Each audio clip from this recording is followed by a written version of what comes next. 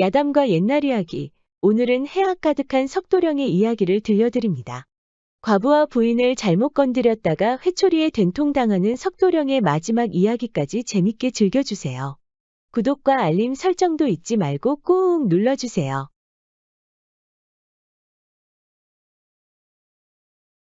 야담과 옛날 이야기 시작합니다. 예전 한 읍내에 가난한 남자 진도령이 살고 있었습니다. 매일 글 공부에 여념이 없지만 보살펴주는 부모나 머슴도 없어서 지나가는 사람들마다 혀를 찼죠.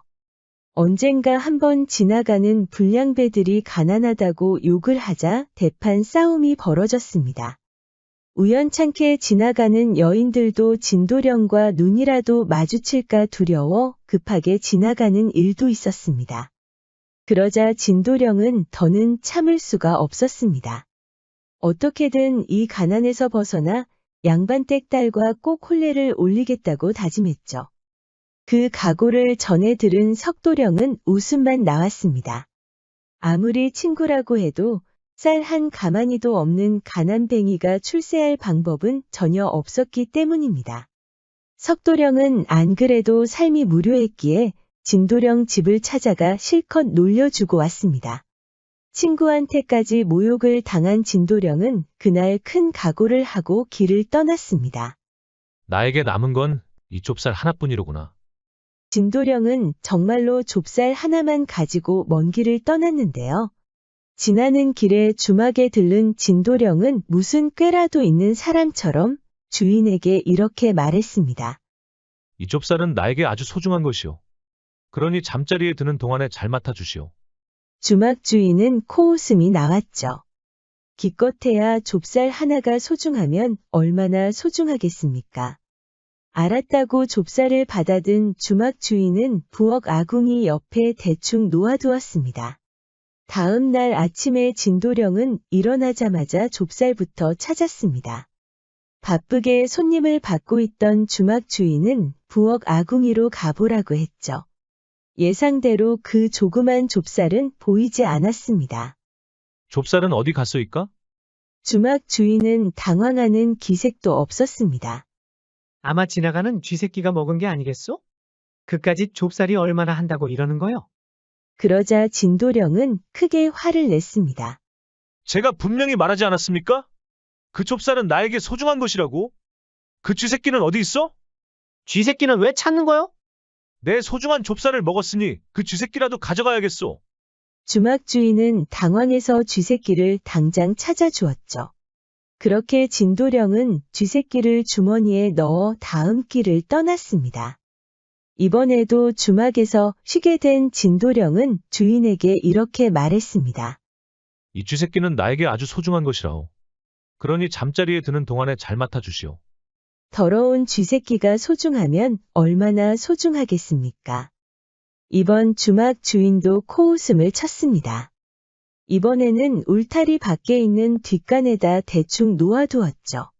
다음 날 아침에 진도령은 일어나자마자 쥐새끼부터 찾았습니다. 바쁘게 손님을 받고 있던 주막 주인은 뒷간에 가보라고 했죠. 예상대로 쥐새끼는 보이지 않았습니다. 그러자 주막 주인은 아마 근방을 자주 지나가는 고양이가 잡아먹은 것 같다고 말했죠. 제가 분명히 말하지 않았습니까? 그 쥐새끼는 나에게 소중한 것이라고. 그 고양이는 어디 있어? 당황한 주막 주인은 당장 고양이를 찾아주었습니다. 진도령은 살이 통통한 고양이를 안고 다음 길로 떠났습니다. 이번에 진도령이 찾은 곳은 주막이 아니라 목장이었습니다. 진도령은 목장 주인에게 이렇게 말했습니다. 이 고양이는 나에게 아주 소중한 것이라오. 그러니 잠자리에 드는 동안에 잘 맡아주시오. 목장 주인도 코웃음을 쳤습니다. 도움이 되는 것이라고는 쥐새끼 잡아먹는 것 외에는 없었으니까요.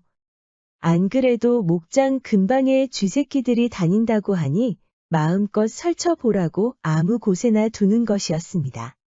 다음 날 아침에 진도령은 일어나자마자 고양이부터 찾았습니다. 말을 사고 파느라 정신이 없던 목장 주인은 고양이를 찾다가 놀라버렸습니다. 그만 고양이가 말에 밟혀 죽어버린 겁니다. 목장 주인의 반응은 지난 주막 주인들과 달랐습니다. 이번에는 진도령에게 사죄를 하고 고개를 숙였죠. 진도령은 마치 기다렸다는 듯이 큰 소리를 쳤습니다. 제가 분명히 말하지 않았습니까?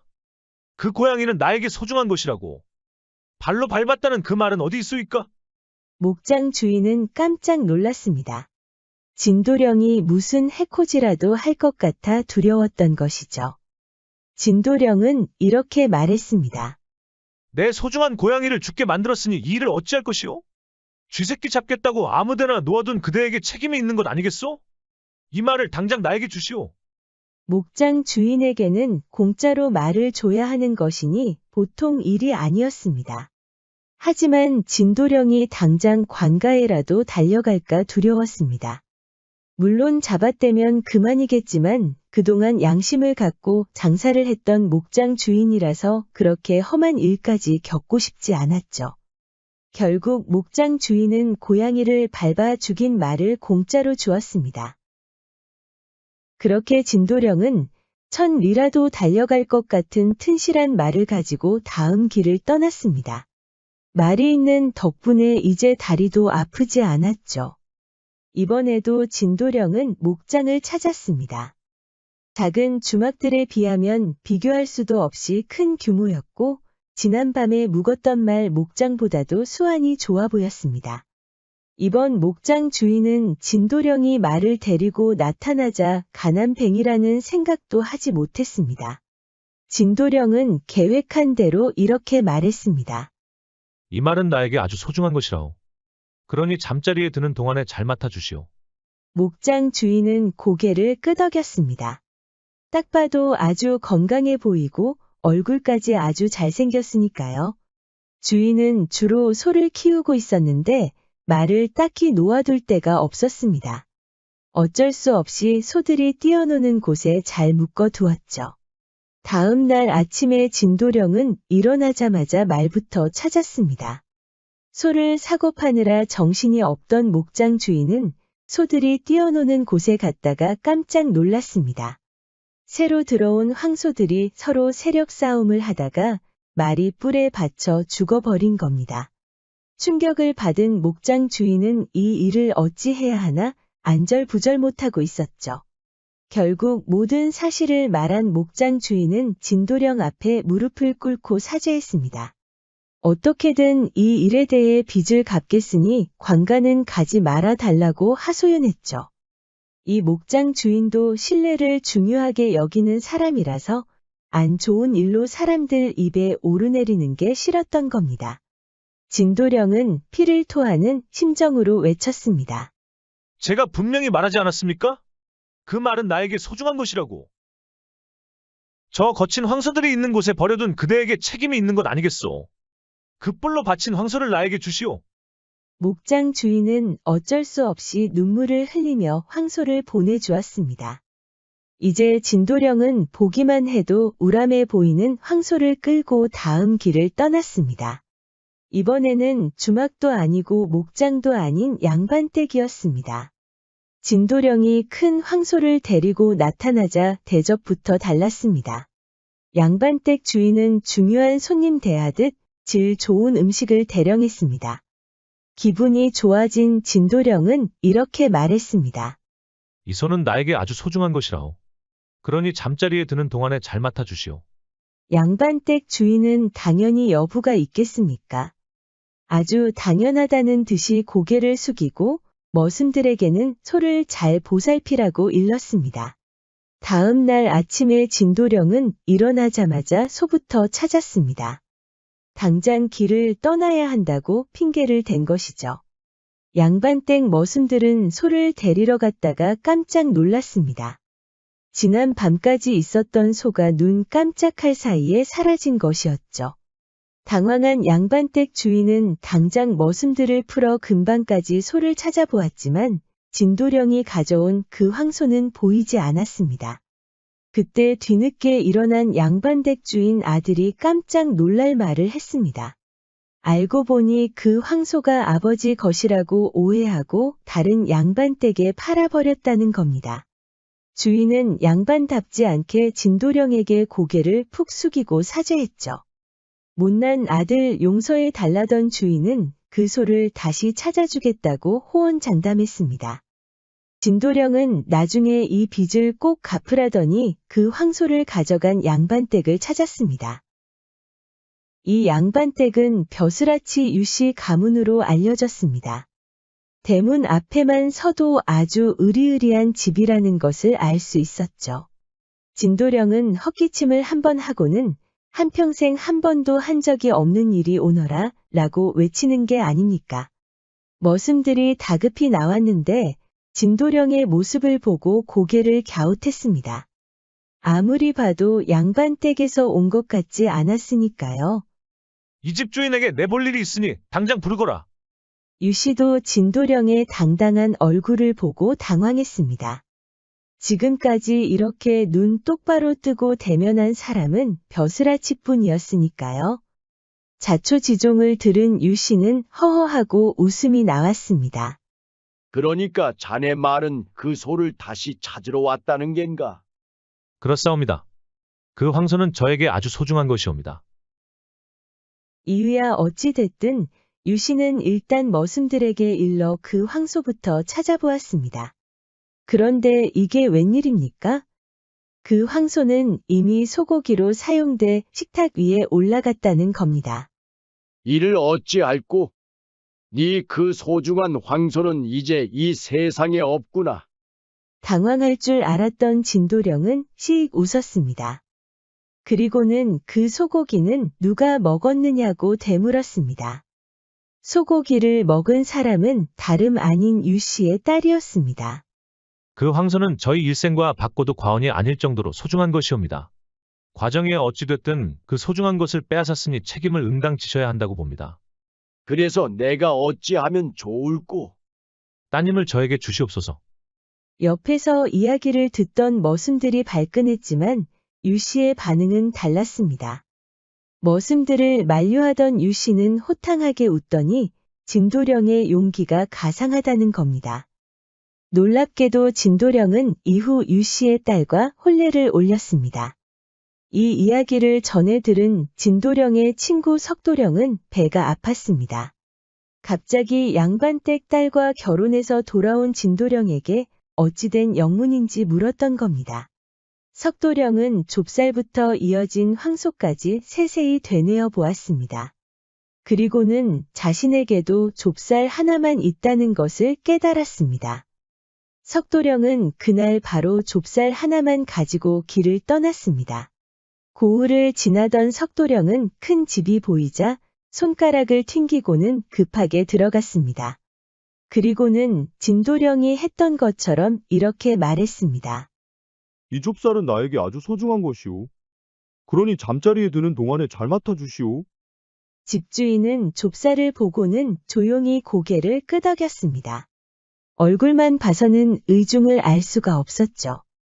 그날 석도령은 먼 길을 떠나느라 금방 잠이 들었습니다.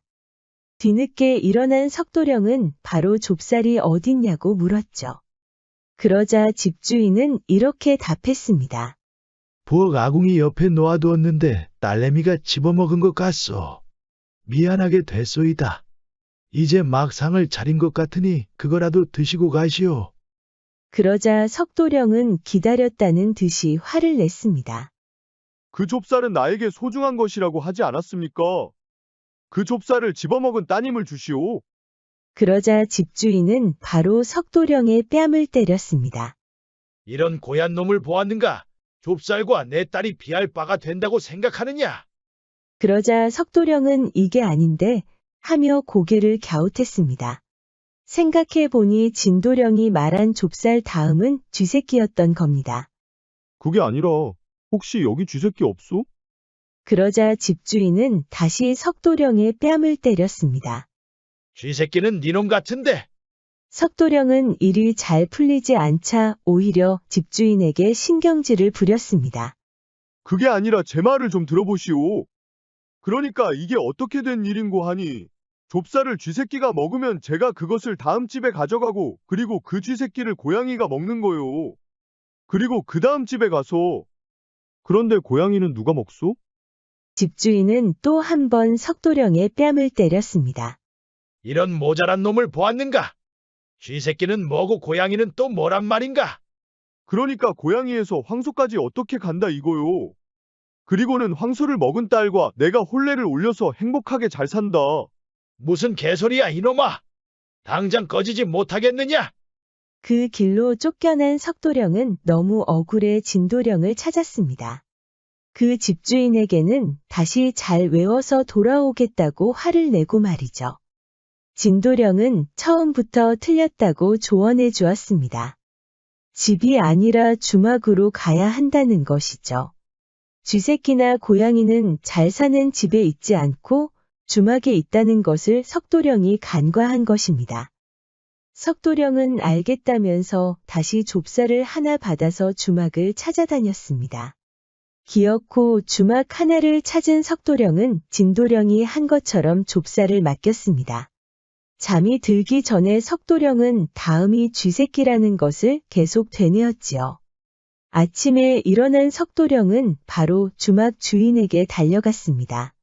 사실 잠 한숨도 못 자서 눈 밑에 거무스름하게 그늘이 져 있었죠. 부엌 아궁이 옆에 놓아두었는데 아마 일을 하던 중에 떨어뜨렸나 봅니다. 네 바가지로 쌀 담아드릴 테니 그거라도 가져가시오. 그러자 석도령은 화를 냈습니다. 분명히 그 좁쌀은 나에게 소중한 것이라고 하지 않았소. 집어먹은 쥐새끼를 당장 주시오. 그러자 주막 주인이 석도령의 뺨을 때렸습니다. 이런 무지한 자를 보았는가? 안 그래도 돌림병으로 말이 많은데 누구 망하는 꼴을 보고 싶어 그딴 소리를 짓거리느냐? 쥐새끼를 찾고 싶거든 니놈 집 뒷간에나 가보거라. 주막에서 쫓겨난 석도령은 아무래도 이상했습니다. 좁쌀을 바로 쥐새끼가 먹었다는 것도 이상한데 그대로 고양이가 먹으면서 이어졌다는 게 믿기가 힘들었죠.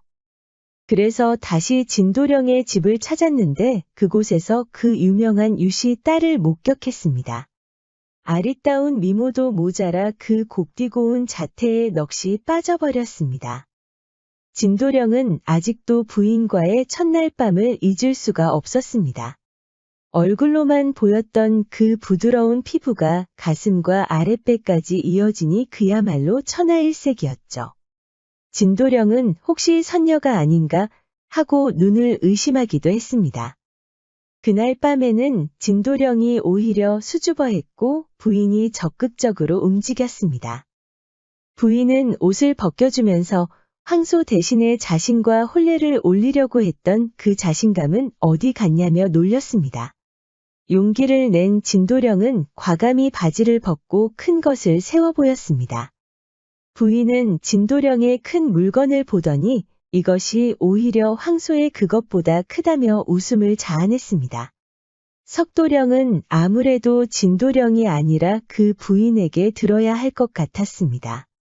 진도령이 잠시 밖에 있는 동안에 석도령이 부인을 찾았습니다. 얘기를 전해 들은 진도령 부인은 한참을 배를 잡고 웃었습니다. 정말 그 이야기를 모두 믿으셨단 말입니까? 석도령은 역시나 진도령이 거짓말을 했다고 믿었습니다. 그럼 좁쌀 하나로 황소까지 얻었다는 게 모두 거짓이었단 말씀이옵니까? 좁쌀은 모르겠사오나 황소를 가져왔던 건 사실이옵니다. 제가 소고기를 먹은 것도 맞고요. 얘기를 들어보니 김도령의 이야기에는 다소 과장된 것이 섞여 있었습니다. 좁쌀을 맡기고 고양이까지 얻은 것은 맞지만 말에게 밟힌 건 아니었습니다. 고양이를 맡겼다가 어디론가 사라져버려서 인심 좋은 목장 주인이 말을 준 것이었습니다. 물론 그동안 목장에서 일손을 도우며 주인과 정을 쌓아가고 있었죠. 고양이로 서로 인연을 맺었다가 이렇게 기분 좋게 헤어진 겁니다. 이후 소를 키우는 목장 주인과 만나고 말이 워낙 튼실해서 소와 거래를 한 것이었죠. 물론 이 목장에서도 일손을 도우며 주인과 정을 쌓아 두었습니다. 황소가 생긴 진도령은 양반댁을 찾았고 그동안의 일을 소상히 밝혀 주인과 가까워졌던 겁니다. 진도령의 성실함을 인정한 주인은 지금의 유씨 가문과 연결시켜준 것이었습니다. 진도령이 비록 장난으로 이야기를 조금 꾸몄지만 본질은 그의 성실함과 신뢰였던 것이죠. 이야기를 모두 들은 석도령도 그동안 게으르게 살았던 일을 후회하고 열심히 목장을 오가며 성실한 청년이 되었답니다. 화생우해타라는 옛말이 있습니다. 화는 게으르고 나태한 것에서 생긴다는 뜻으로 늘 경계해야 한다는 것입니다. 우리 영상을 시청하시는 여러분들도 새해 계획 잘 이행하시어 행복한 살 이어가시길 바랍니다. 석도령은 안타깝게도 경솔한 성격 탓에 진도령처럼 혼례를 올리지 못했네요. 무엇이든지 차근차근 준비해 나가는 자세가 필요한 것 같습니다. 이번에는 300냥으로 재상에게 인정받고 혼례까지 올리는 이야기입니다. 해학과 교훈이 있는 석도령의 이야기가 계속 이어지겠습니다.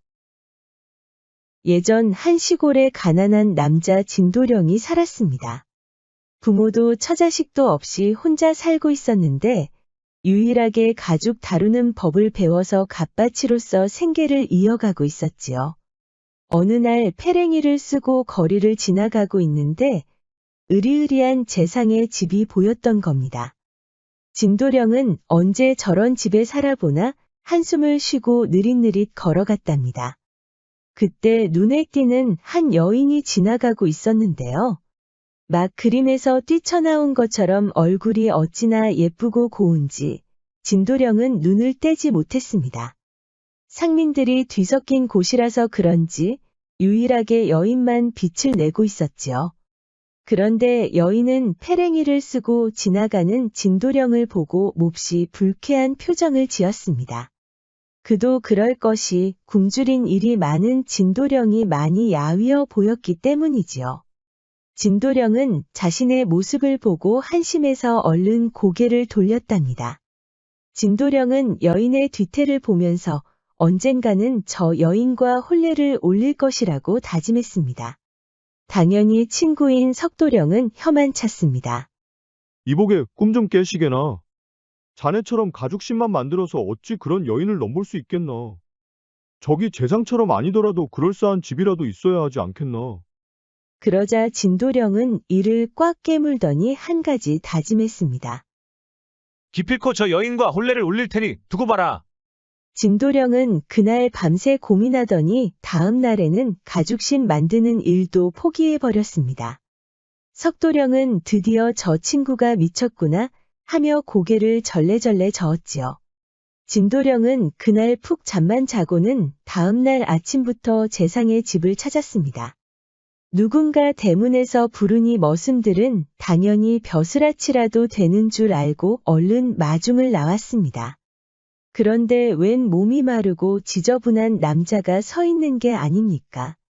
머슴들은 기가 막혀서 당장 내쫓으려고 했지만 진도령은 재상이 나오지 않으면 이 자리에서 죽을 것이라고 큰 소리쳤습니다. 너무 놀란 머슴들은 뒤로 물러섰고 여종들은 멀리서 입을 막고 지켜보고 있었지요. 그때 재상이 밖으로 나왔습니다. 밖에 무슨 소란인가? 머슴들이 막 사정을 얘기하려는데 오히려 진도령이 터벅터벅 걸어나가더니 큰 소리를 쳤습니다. 대감마님, 저에게 단 이각의 시간만 주시옵소서.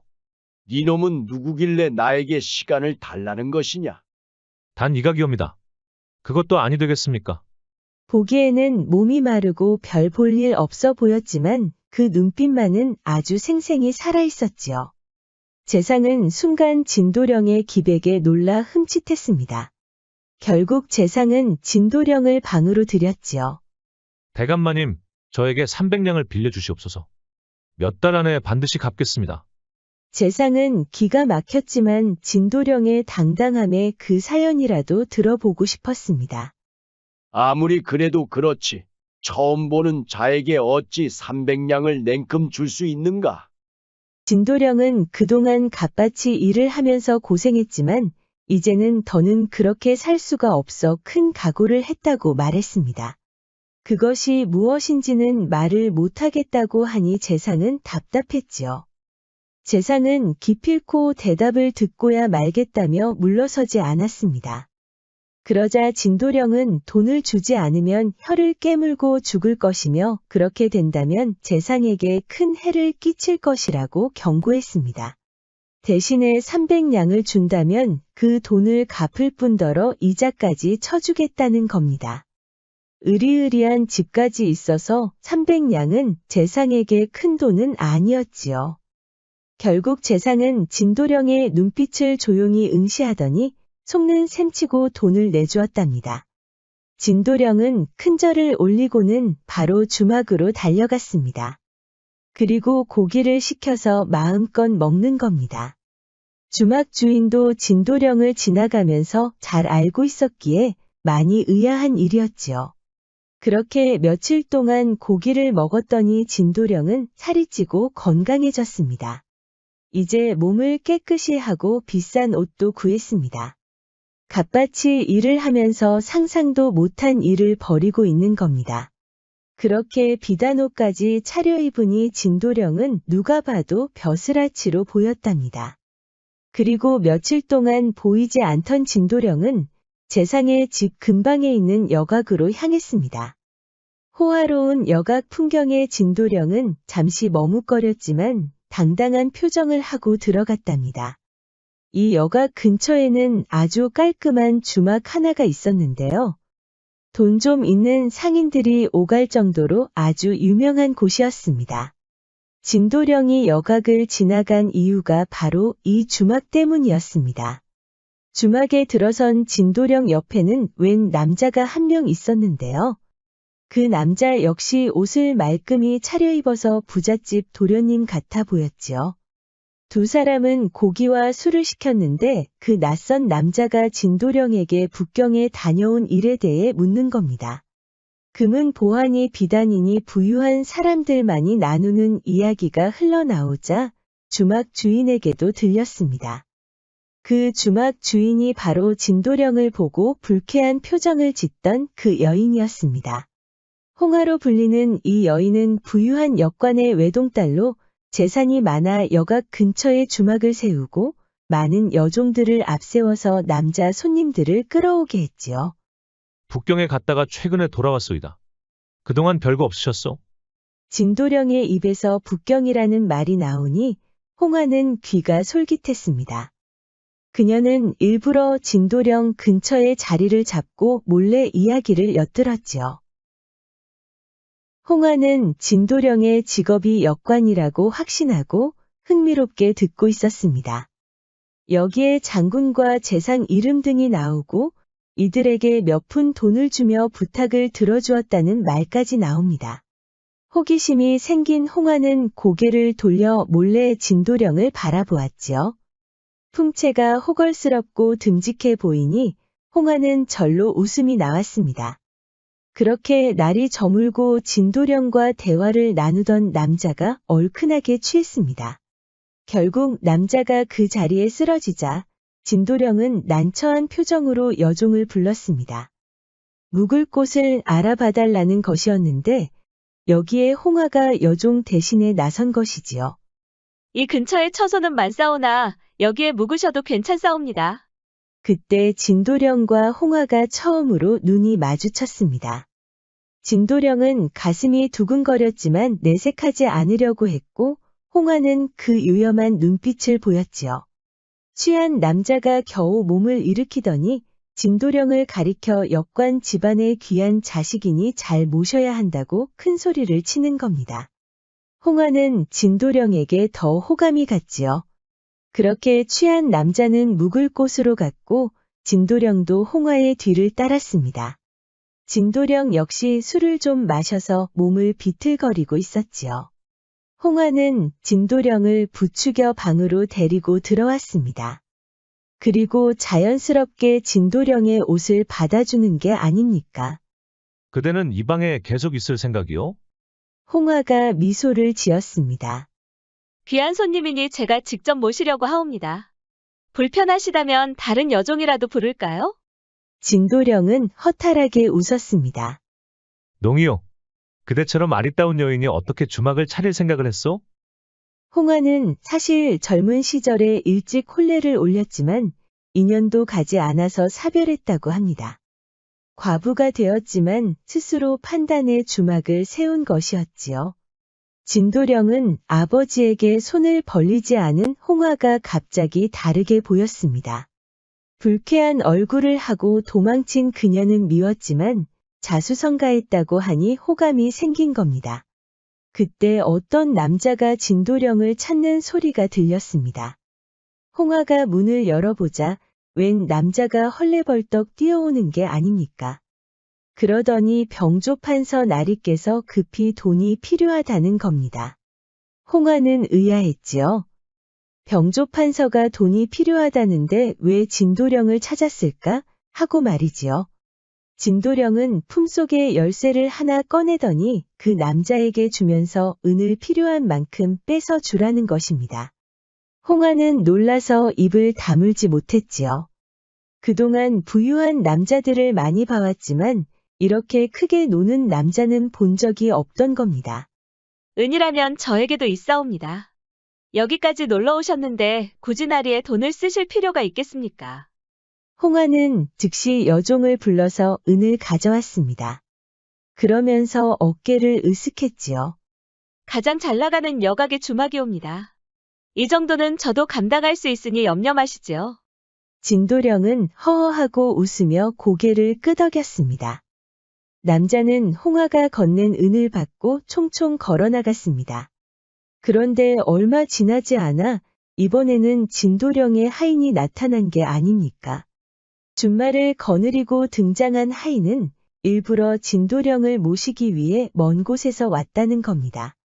홍화는 진도령에게 떠나실 거냐며 애교를 부렸지요. 진도령은 또 허허하고 웃으며 하인을 물러나라고 하였습니다. 홍화가 다과를 내오는데 이번에는 구시라치 한 명이 온 겁니다. 어느 재상 대감이 병환이 생겼는데 지금 쓰고 있는 인삼이 모두 떨어졌다는 겁니다. 그러자 진도령은 얼굴을 찡그리며 집으로 돌아가야 할 것 같다는 겁니다. 그래야 해결할 수 있다나요? 그러자 홍화가 강화도 인삼이 있으니 그것으로 대체하라는 겁니다. 귀한 강화도 인삼을 받을 수 없다고 했지만 홍화는 이미 진도령에게 마음이 빼앗겼지요. 구시라치는 강화도 인삼을 받더니 시익하고 웃고 가버렸습니다.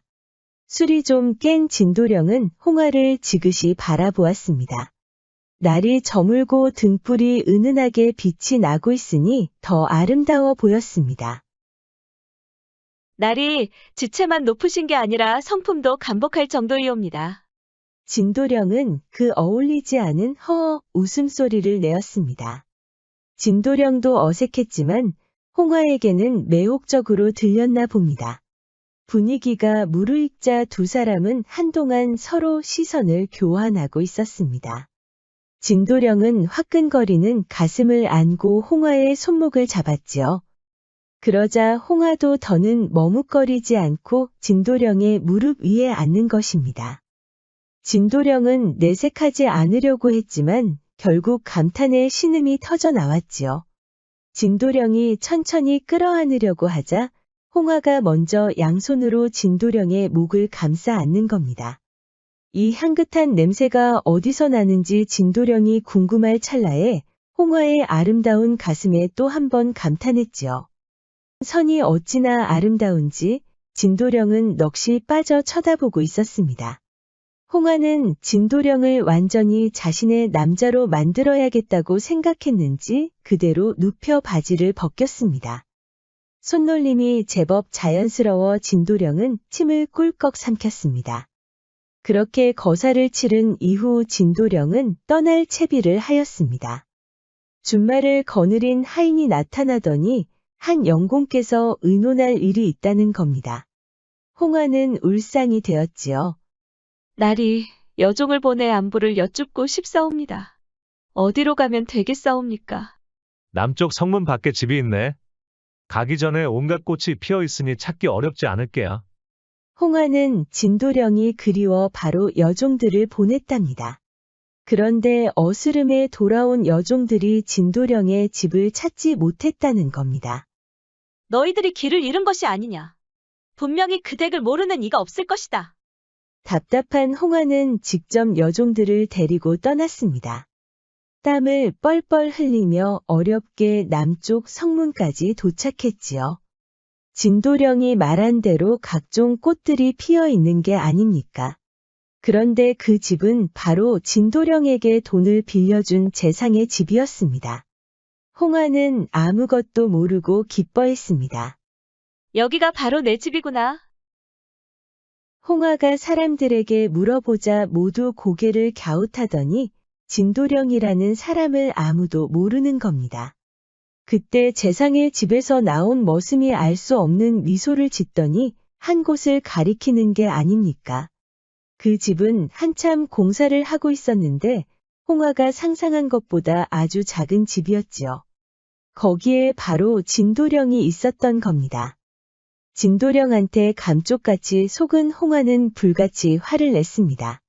그런데 진도령은 아주 떳떳해 보였지요. 홍화는 더러운 거지 보듯이 불쾌한 표정을 지었던 일이 떠올랐습니다. 그래서 날이 아니지. 이놈이 감히 안갚음이라도 했다는 거냐? 말은 바로 해야 하지 않겠소.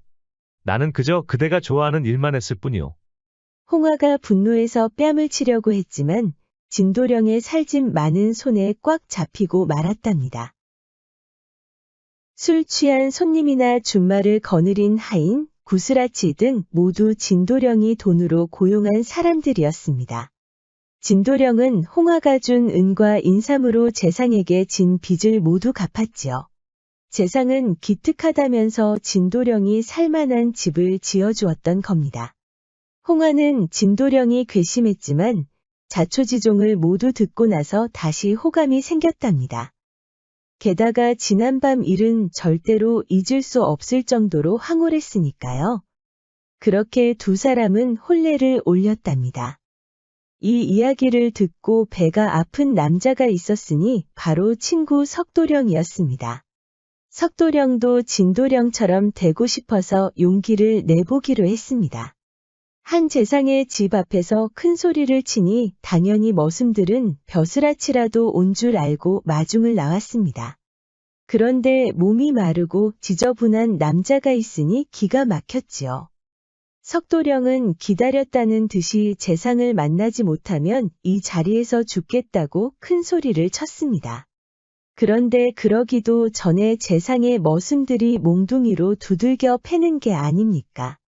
석도령은 이러다 재상도 못 만나고 죽을 것 같았지요. 그때 재상이 방에서 나왔습니다.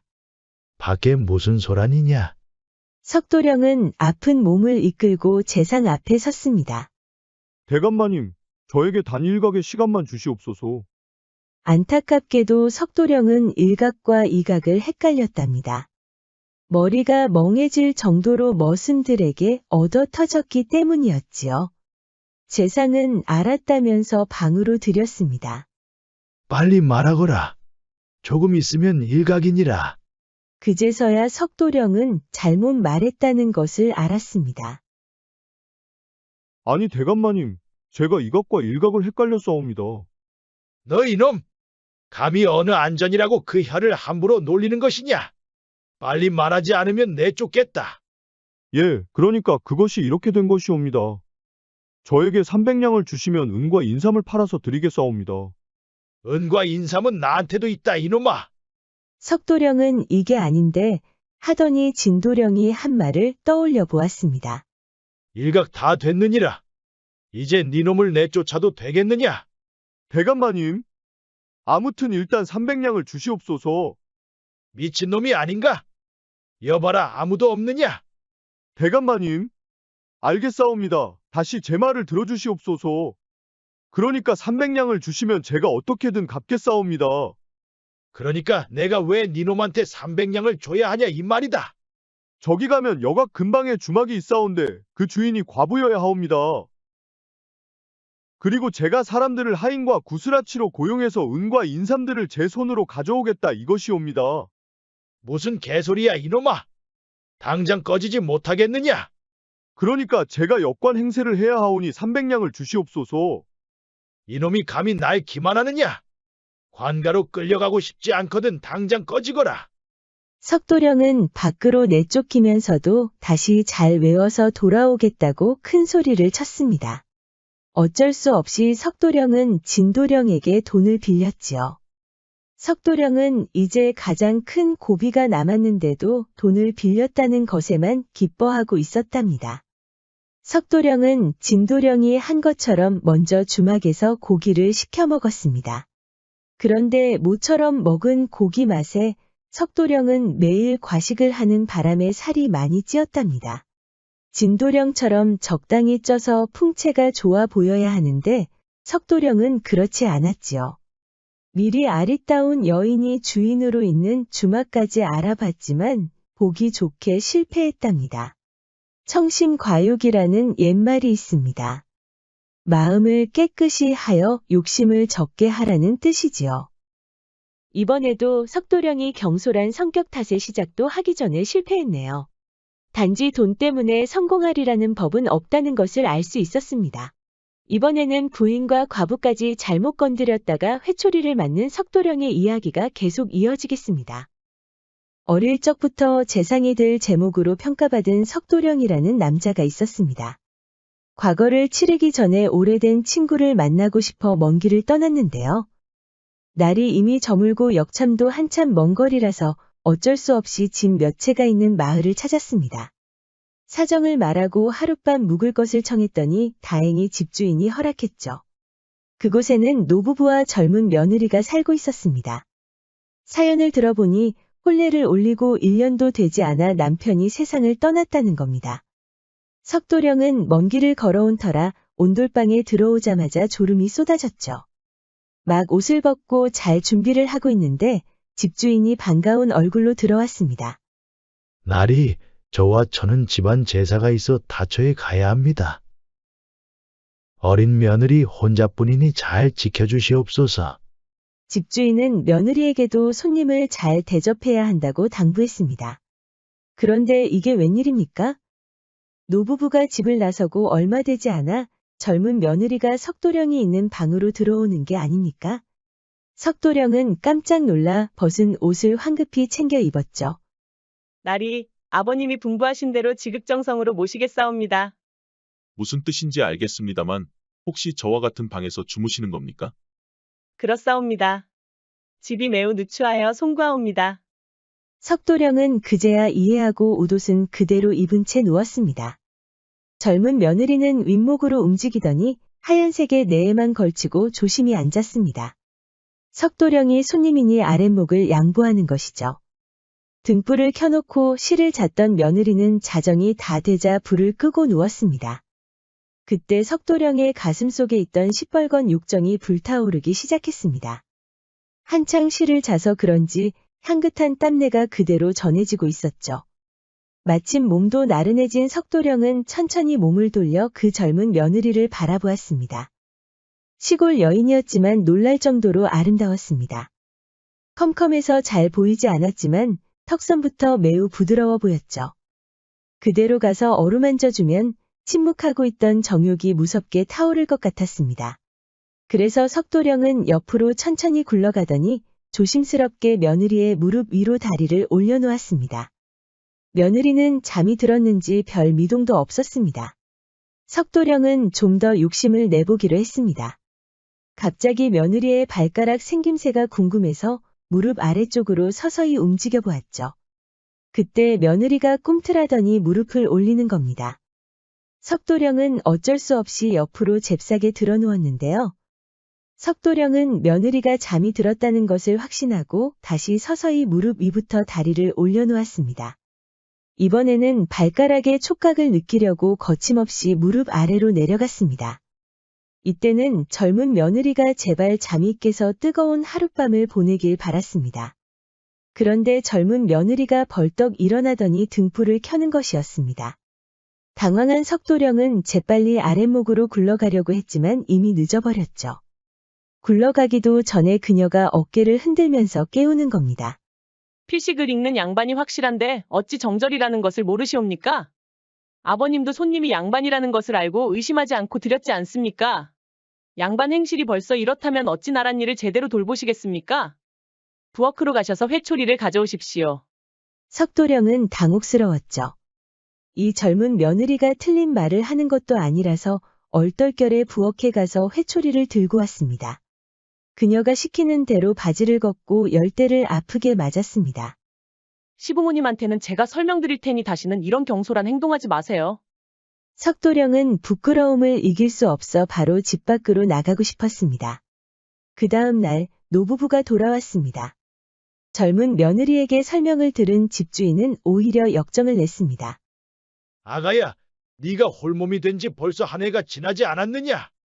양반댁과 혼례를 올려주고 싶은 마음에 방까지 비운 것인데 어찌 그런 짓을 하였느냐? 집주인은 석도령에게 황송하기 그지없다며 여러 차례 사과했죠.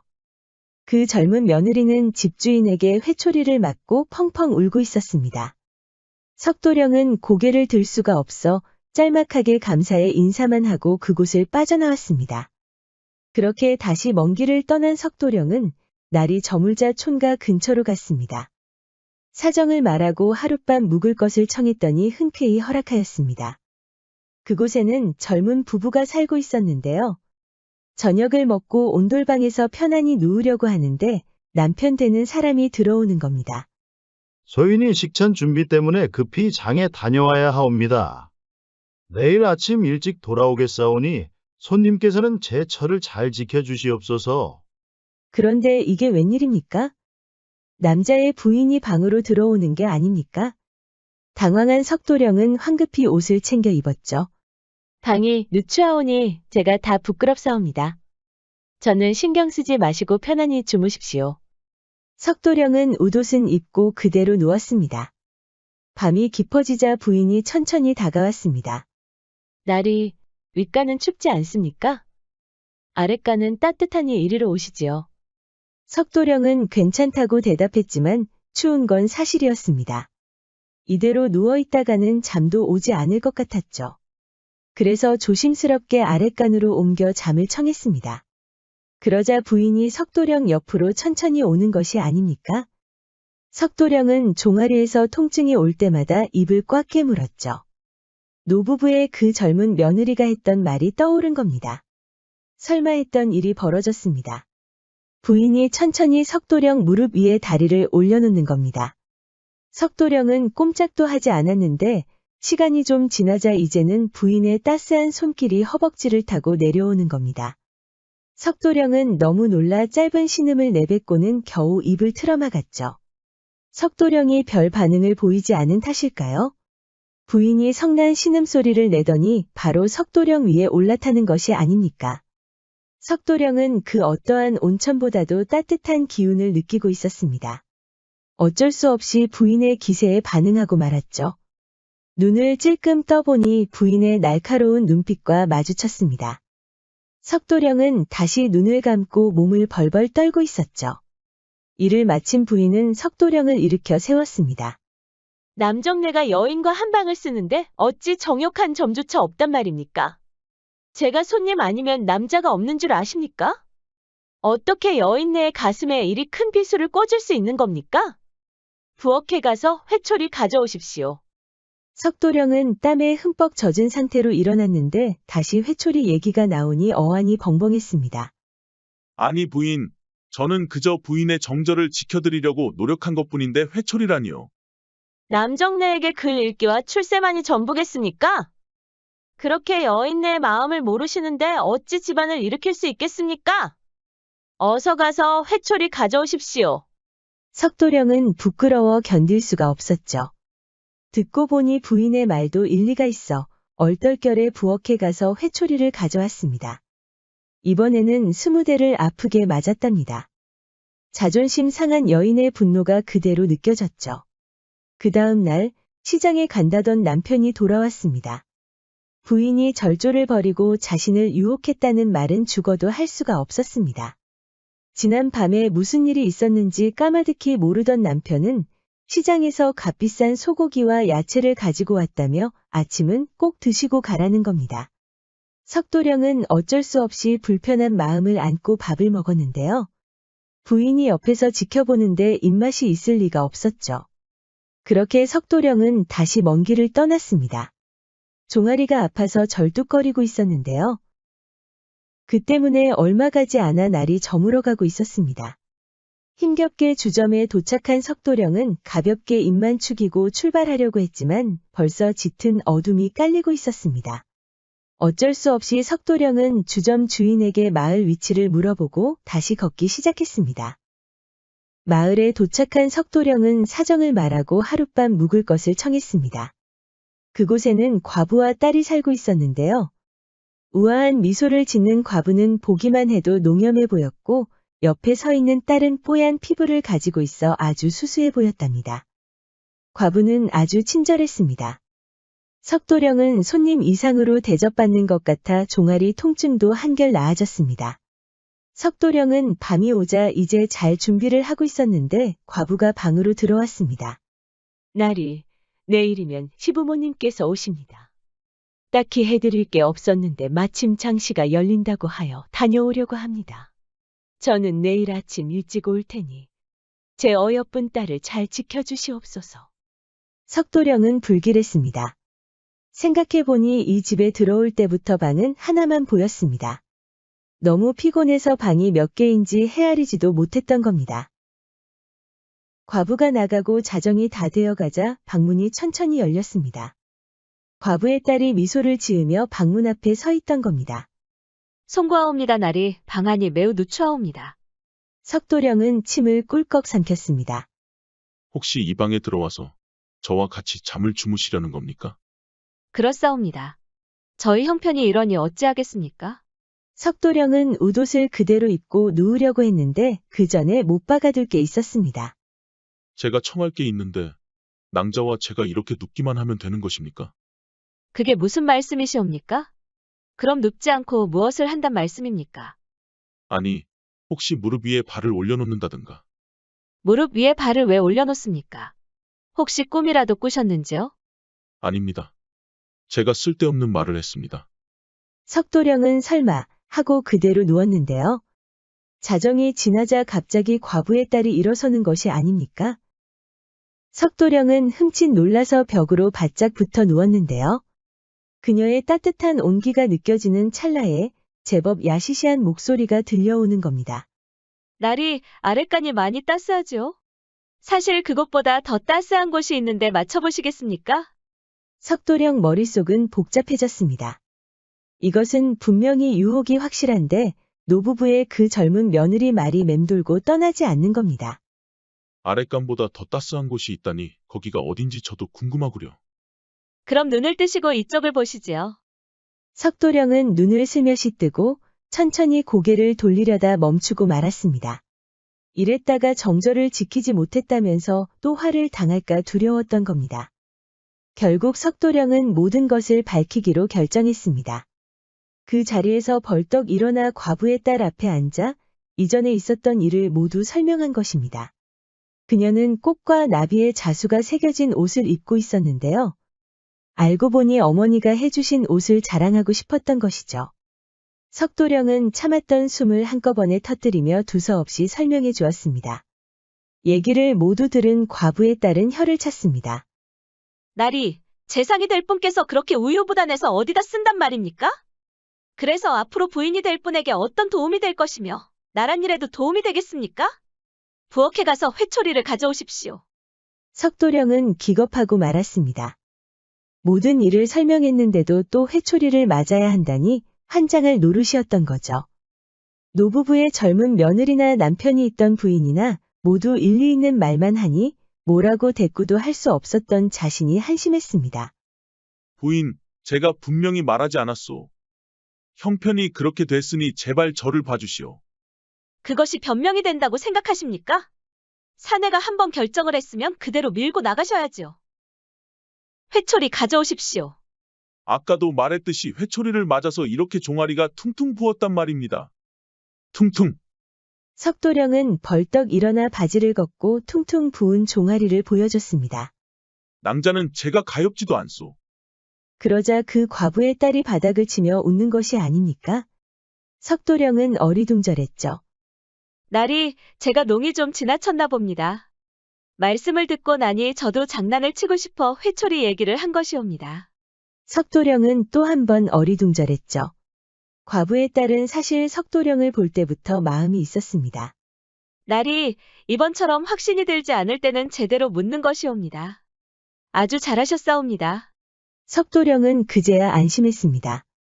긴장이 풀린 탓인지 그대로 쓰러져 버렸죠. 여인의 마음을 확인한 석도령은 다시 뜨거운 욕정이 불타올랐습니다. 단단해진 아랫도리도 이제는 부끄럽지 않았죠. 두 사람은 한동안 누워서 마주보고는 부족한 성욕을 채워주었습니다. 그 다음 날 과부가 돌아왔습니다. 친절한 미소를 지으며 방에 들어온 과부는 깜짝 놀랐습니다. 손님과 딸이 낯뜨거운 정사를 벌였으니 놀랄 수밖에 없었죠. 석도령은 얼른 옷을 입고 그동안의 사정을 설명했습니다.